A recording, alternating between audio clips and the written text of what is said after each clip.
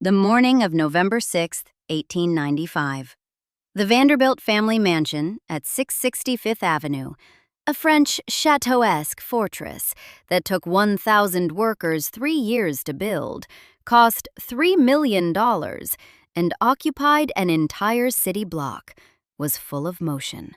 Dressers, footmen, flower arrangements, all of it orbiting a single room. Inside that room, Consuelo Vanderbilt, 18 years old and the most famous heiress in America, was crying. In a few hours, she would be married to a man she didn't love. By her own account, written decades later in her memoir, she had spent weeks being denied contact with a man she did love. The ceremony was scheduled for noon at St. Thomas Church on Fifth Avenue. Crowds had already gathered outside. New York papers had sent reporters to cover what they were calling the wedding of the century. One paper would later run a cartoon showing Consuelo kneeling beside the Duke in her wedding gown, her hands handcuffed behind her back. The public understood perfectly what kind of ceremony they were watching. This is where the story begins, not because it's simply a sad story, but because of what happened 31 years later, when Alva Vanderbilt walked into a Vatican tribunal and confirmed every word of it. Alva Erskine Smith was born in January 1853 in Mobile, Alabama, the daughter of Murray Forbes Smith, a cotton merchant and commission broker. Her family were wealthy slaveholders before the Civil War, the house on Government Street in Mobile, Summers in Newport, the trappings of Southern elite life. Then the war ended, and so did the money. The displacement came in stages. Around 1859, before the war broke out, Murray Smith moved the family to New York. After Lincoln's assassination made New York increasingly hostile territory for Southerners, he went to Liverpool to continue trading cotton, while his wife moved the children to Paris. Alva attended a private boarding school in Neuilly-sur-Seine. 4 years later, they came back. Murray Forbes Smith had not recovered the family's standing. His wife ran a boarding house to keep them solvent. He died 10 days after Alva's wedding in 1875, having spent his final months, by all accounts, worrying about whether his daughters would be taken care of. The wedding was to William Kissam Vanderbilt, Willie K., grandson of railroad baron Cornelius Vanderbilt. The Cornelius Vanderbilt fortune was estimated at $94 million. Willie K. was gentle, easygoing, non-combative. The Long Island Historical Journal described him as friendly, cultured, even-tempered, gentle, a loving father, and non-combative. Alva called him a weak non-entity. They were mismatched within weeks of the honeymoon. Willie K. famously signed the hotel register at Saratoga, William Kissam Vanderbilt, wife, 2 maids, 2 dogs, and 15 horses. As the years progressed, he gave way to her rather than be subjected to the tirades. She had been introduced to Willie K. through her childhood friend, Consuelo Yznaga, a Cuban-American socialite who married into English nobility and became the Duchess of Manchester. Not to be confused with Consuelo Vanderbilt, who came later, and whose Spanish name was chosen in honor of that same godmother. Yznaga ran in Vanderbilt circles, made the introduction. Alva and Willie K. married at Calvary Church, New York, on April 20, 1875. In one move, she had solved the family's financial crisis and given herself a platform. The problem was that money alone didn't get you into Caroline Schermerhorn Astor's New York. Mrs. Astor and her social arbiter, Ward McAllister, had built a system around a single principle. The Vanderbilts were nouveau riche, their fortune insufficiently aged, their origins too raw for the 400. The number supposedly reflected the capacity of Mrs. Astor's ballroom, the socially acceptable inner circle of, perhaps, 400 people worth knowing. Cornelius Vanderbilt, the family patriarch, had been notorious for spitting tobacco wherever he liked, even in fine homes. The family was excluded. Alva resented it with the intensity of someone who had already survived one fall from respectability and intended never to repeat the experience. She spent years building toward a single event. In 1879, she commissioned the Fifth Avenue Chateau, 1,000 workers, 3 years, $3 million, architect Richard Morris Hunt.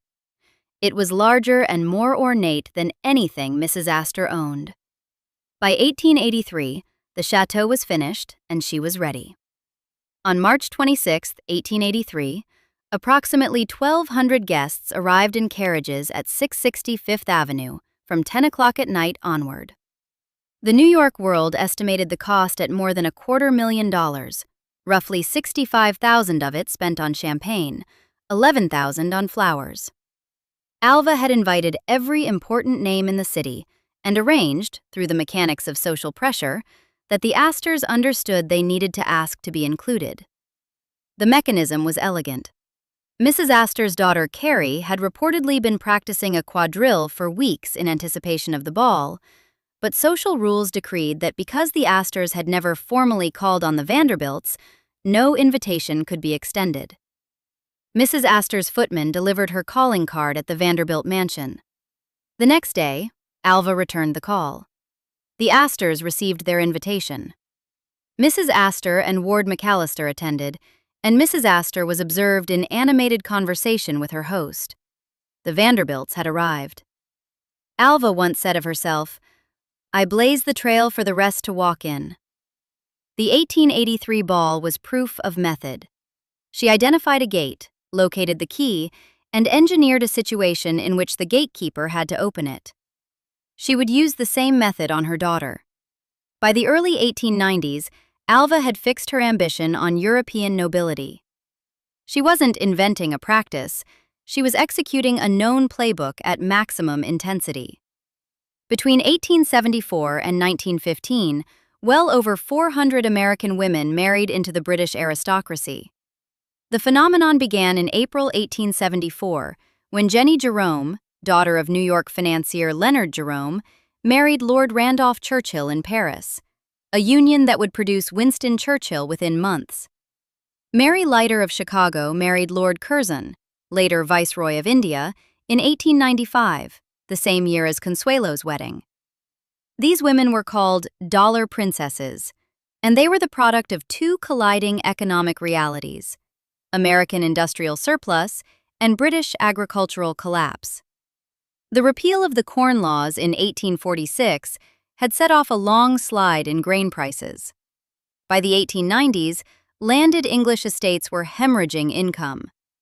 One contemporary newspaper reported that the 9th Duke of Marlborough's income was only £8,000 per year, against annual running costs at Blenheim of $14,000. The arithmetic wasn't ambiguous. Charles Spencer Churchill, the 9th Duke of Marlborough, known as Sonny, first cousin to Winston Churchill, Conservative politician and later Lord Lieutenant of Oxfordshire, educated at Winchester and Trinity College, Cambridge, had inherited that deficit. He needed American money.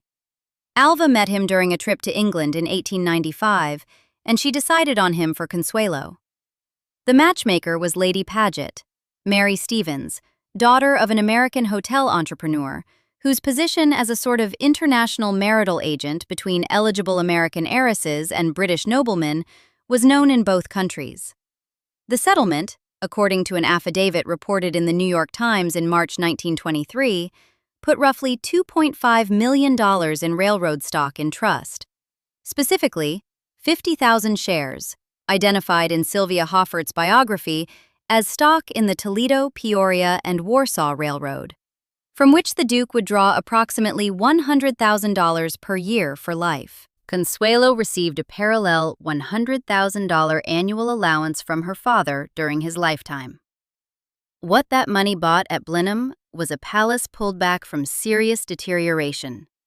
Roof repairs, stonework restoration, new plumbing, heating systems, electrical installation, redecoration of the principal staterooms. Blenheim Palace's own heritage materials describe the estate as having been saved from disrepair by funds brought through the marriage of American heiress Consuelo Vanderbilt. William K. Vanderbilt would subsequently spend a further $2.5 million constructing Sunderland House, a palatial London townhouse for the couple between 1900 and 1904. The Duke wasn't a villain in this story. He was a man doing what the arithmetic of his world required. He reportedly told Consuelo on their honeymoon that he had married her only to save Blenheim. That was, in the language of the transaction, the honest version. What makes the story something darker than a financial arrangement is what happened on Consuelo's side, what her mother had to do to deliver her. In 1895, Consuelo Vanderbilt was 18 years old.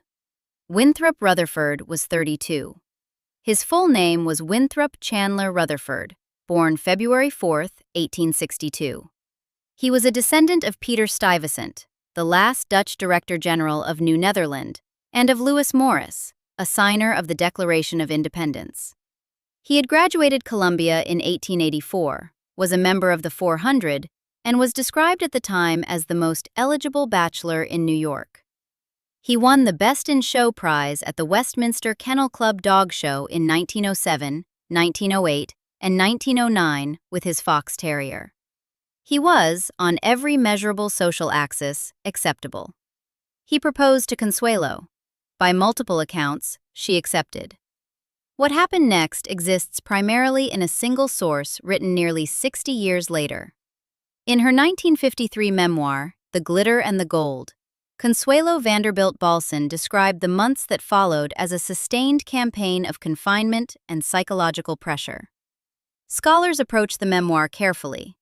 Amanda Mackenzie Stewart, in her 2005 biography, Consuelo and Alva Vanderbilt, and Sylvia D. Hoffert, in her 2012 Alva Vanderbilt Belmont, Unlikely Champion of Women's Rights, both note that the memoir was written decades after the events it describes, and after the annulment had already been obtained, which gave Consuelo structural reasons to frame her consent as coercion. Both scholars nonetheless accept that Alva applied serious and sustained pressure. The degree and form of that pressure is where interpretation enters. What the record does support is this. Willie K. had separated from Alva in 1894 and divorced her in March 1895, 8 months before the wedding. By Consuelo's account, he offered no intervention. His daughter's father chose not to be on the receiving end of Alva's rage, and by doing so, according to the Long Island Historical Journal, condemned Consuelo to 11 years of marriage to an arrogant man who hated everything that wasn't British.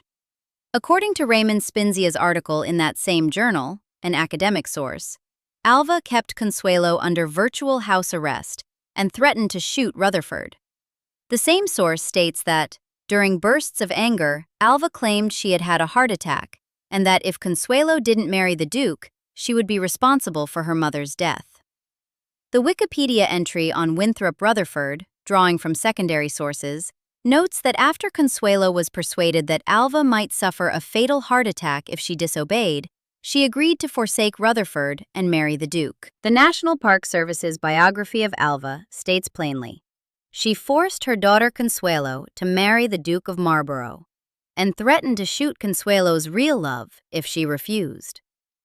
A December 1925 letter from Consuelo to her friend Lucy J., later submitted as part of the annulment proceedings, described how Alva's supposed heart condition had been presented to her as reason enough to abandon all resistance. Consuelo wrote that she believed this completely at the time. The memoir's most dramatic details, the locked room, the specific threats, the weeping too severe for the ceremony to begin on schedule, rest on Consuelo's account alone, written when she was a woman in her 70s, looking back on events from before she was 20. Readers of the 1953 edition, which runs to 290 pages, describe her as an unsnobbish but often amused observer, language that suggests someone who processed her ordeal into wry distance rather than permanent damage. That's not nothing, but it's important to hold the epistemic line.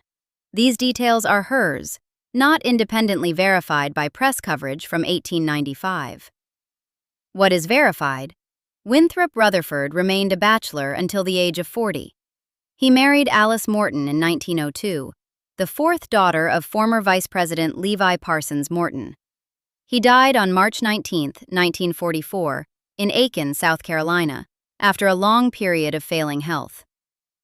In 1926, when the annulment was announced, the New York Times reported that Consuelo, when 17 and in love with an American named Rutherford, had been forced by her mother to give him up to marry the Duke. The procession from 660 Fifth Avenue to St. Thomas Church on November 6, 1895, drew crowds large enough to require control. St. Thomas was then a Gothic revival structure, completed in 1870. The current church on the same site wasn't built until 1913, after the original burned in 1905. New York papers ran the wedding across multiple pages. By Consuelo's own account in the memoir, she had wept so hard before the ceremony that her face was swollen behind her veil. Consuelo took up residence at Blenheim Palace, Woodstock, Oxfordshire, built between 1705 and 1722, designed in the English Baroque style by Sir John Vanbrugh, the largest house in England, and purpose-built as a national monument rather than a home. She was 19. She was the 9th Duchess of Marlborough.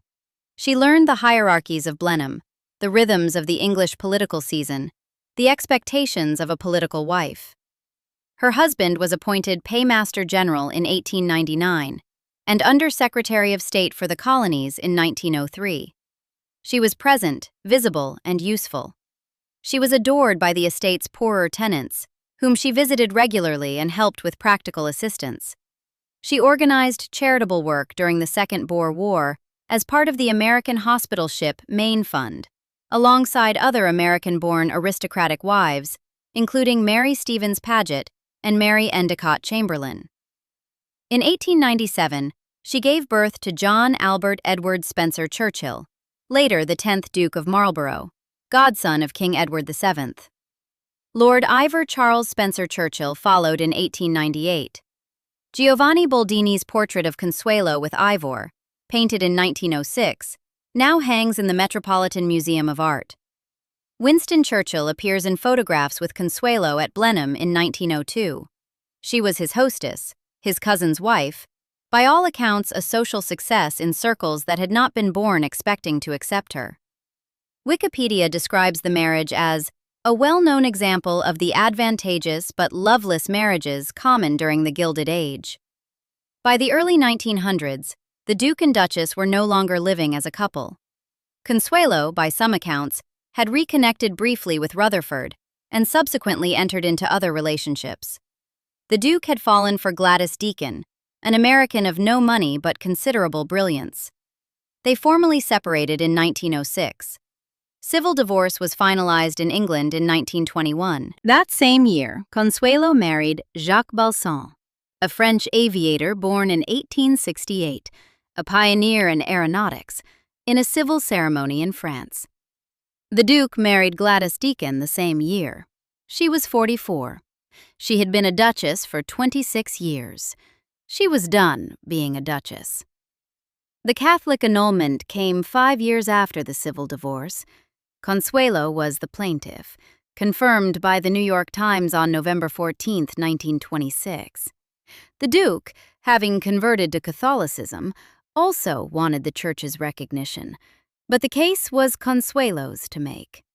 The canonical ground was what canon law called grave fear externally imposed, coercion that had invalidated her free consent at the time of marriage. A November 1926 article in the Catholic Telegraph noted that Jacques Balsan was himself a Catholic, making the annulment necessary to regularize their union. The local tribunal in Southwark, England, returned a favorable verdict in early 1926.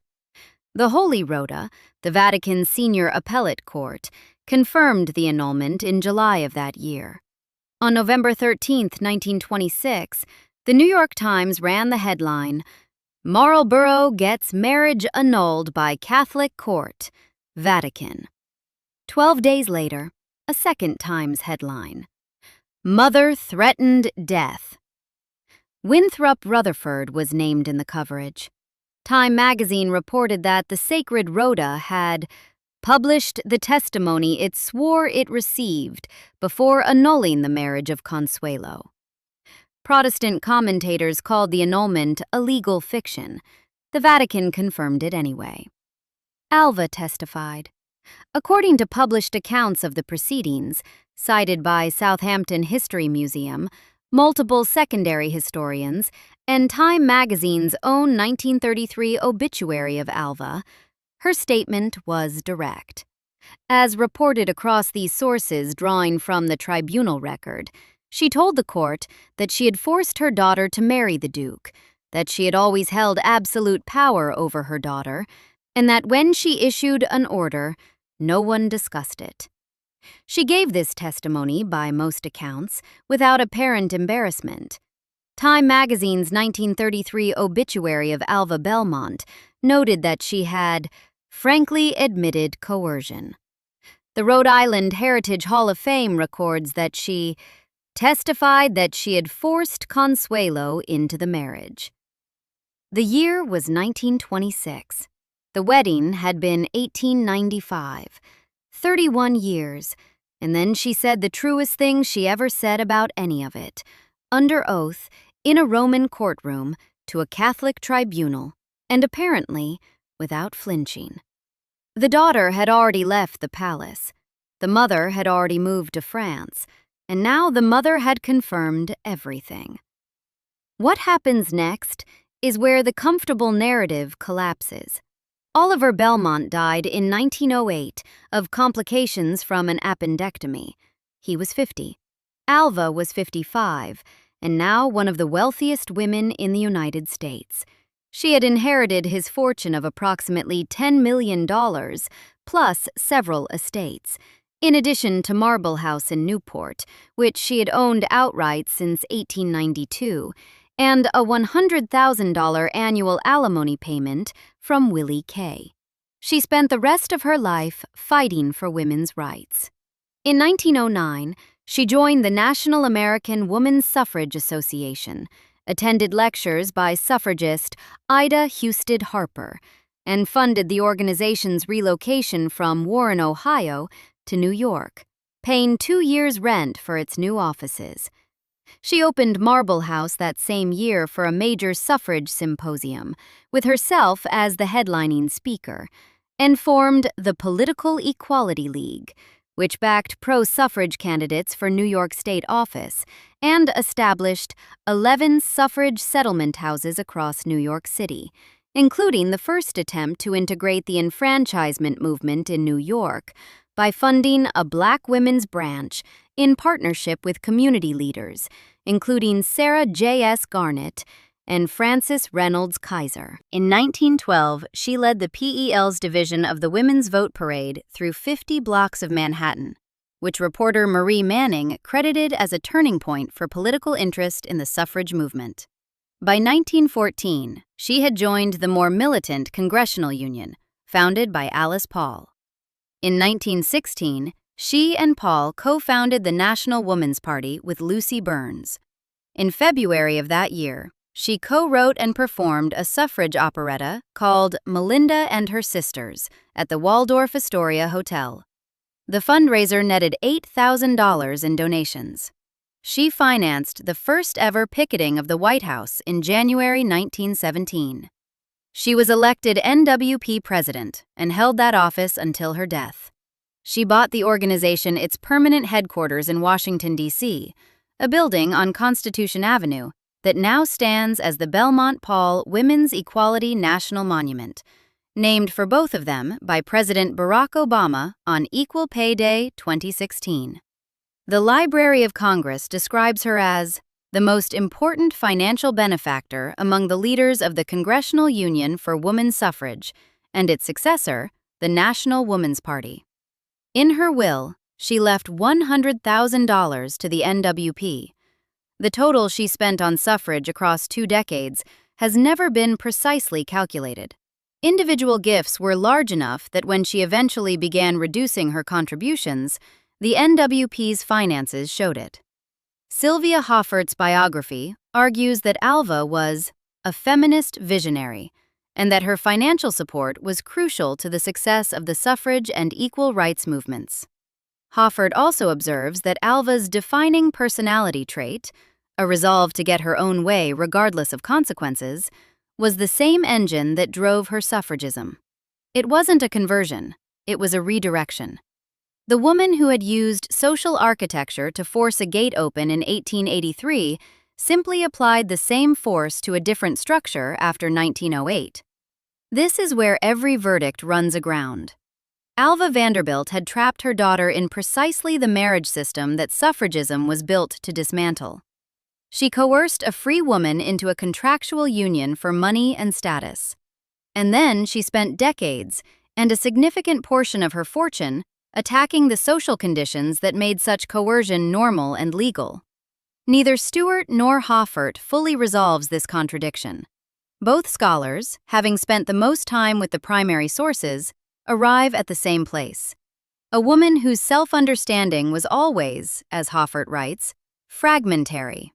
Alva appears to have believed, simultaneously, that what she did to Consuelo was necessary, the best available move in a world structured against women, and that the world structured against women was unjust and had to change. Both things were true for her. They just applied to different women, in different decades, with different consequences. On January 26, 1933, Alva Vanderbilt Belmont died in Paris. She had suffered a paralytic stroke several months earlier. She was 80. Her body was returned to New York.